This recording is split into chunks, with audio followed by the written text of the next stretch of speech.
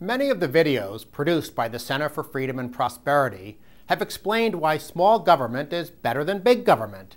Today, we're going to talk about the structure of government and explain why federalism should be a major part of the campaign to reduce the size and scope of Washington. I'm Dan Mitchell of the Cato Institute. Thanks for watching. Fiscal federalism would mean a dramatic downsizing of the federal government. This list shows some of the cabinet departments that should not exist, and for much of our nation's history, most of these bureaucracies did not exist.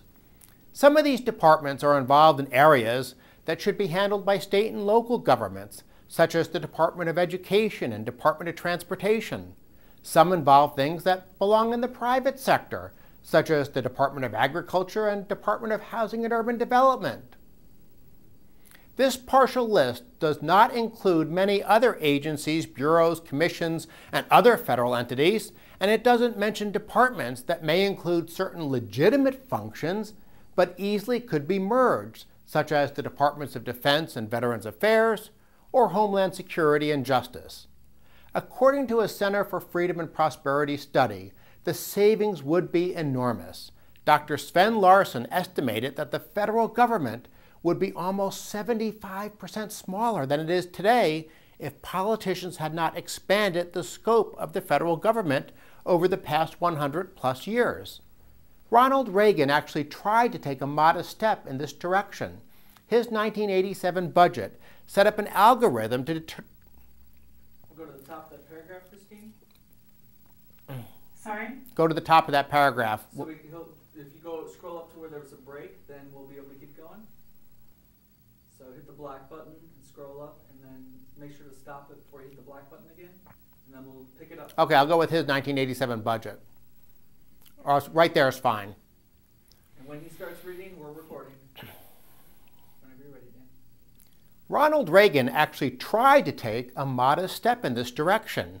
His 1987 budget set up an algorithm to determine whether federal spending was appropriate, guided by principles such as the government should not compete with the private sector, and many services can be provided better by state and local governments.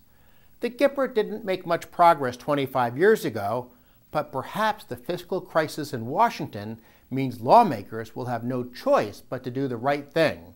Here are 5 reasons why decentralization is a good framework for fiscal policy reform. 1. The Constitution is a federal document. The Supreme Court basically gave up on the founders' vision of a limited central government back in the 1930s and 40s. But Article 1, Section 8 of the U.S. Constitution lists enumerated powers such as the authority to declare war, coin money, and provide for patents and copyrights. Nowhere on the list, though, is there any authority for Congress to create a Department of Agriculture, a National Endowment for the Arts, or a Medicaid program. 2. Federalism encourages fiscal restraint. Centralization tends to promote bigger government. When the federal government gets involved in areas that are more appropriate, go back to the top of the paragraph. 2. Of 2. All right. 2. Federalism encourages fiscal restraint. Centralization tends to promote bigger government. When Washington gets involved in areas that are more appropriate, you have to scroll faster. Go back to the top of 2.